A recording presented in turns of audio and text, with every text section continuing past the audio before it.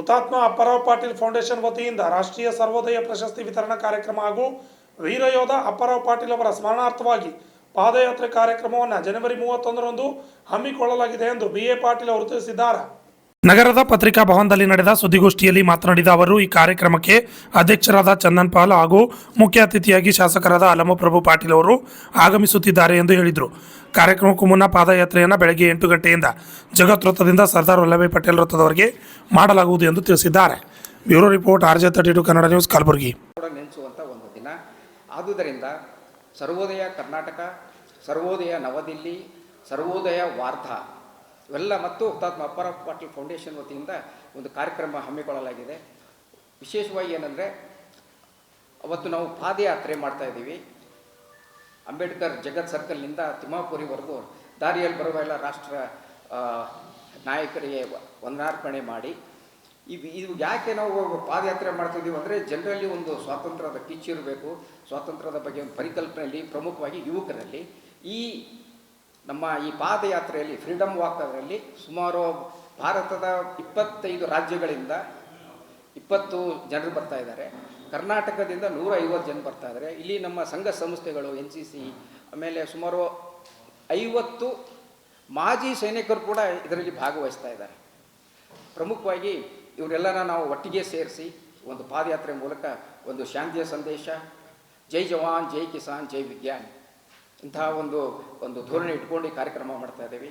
ಇದಾದ ನಂತರ Visvesvaraya Bhavan institute of ಇಂಜಿನಿಯರ್ಸಲ್ಲಿ ಈ ಎಲ್ಲ ಸ್ವಾತಂತ್ರ್ಯ ಹೋರಾಟಗಾರರಿಗೂ ಶ್ರಮಜೀವಿಗಳಿಗೂ ಪ್ರಮುಖವಾಗಿ ನಾವು ಅದರಲ್ಲಿ ಹೆಣ್ಮಕ್ಳನ್ನ ನಾವು ಆರಿಸಿದ್ದೀವಿ. ಅವರಿಗೆ ಎಲ್ಲ ಸನ್ಮಾನ, ದೊಡ್ಡ ಕಾರ್ಯಕ್ರಮ ಇದೆ. ಅದಾದ ನಂತರ ರಾಷ್ಟ್ರೀಯ ಮಟ್ಟದ ಒಂದು ಚಿಂತನೆ ಮಾಡ್ತಾ ಇದ್ದೀವಿ. 100 ವರ್ಷ ನಮಗೆ 1947 ಸ್ವತಂತ್ರ ಬಂತು. 2047ರಲ್ಲಿ ನಮ್ಮ ಭಾರತ ಹೇಗಿರಬೇಕು, ಅದು ಪರಿಕಲ್ಪನೆ ಹೇಗಿರಬೇಕು, ಅದಕ್ಕೆ ಬೇಕಾದಂಥ ಸಿದ್ಧತೆ ನಾವು ನಾಳೆಯಿಂದನೇ ಮಾಡಬೇಕಾಗಿದೆ. ಇಂತಹ ಒಂದು ಅದ್ಭುತವಾದ ಕಾರ್ಯಕ್ರಮ. ಇದರ ಜೊತೆಗೆ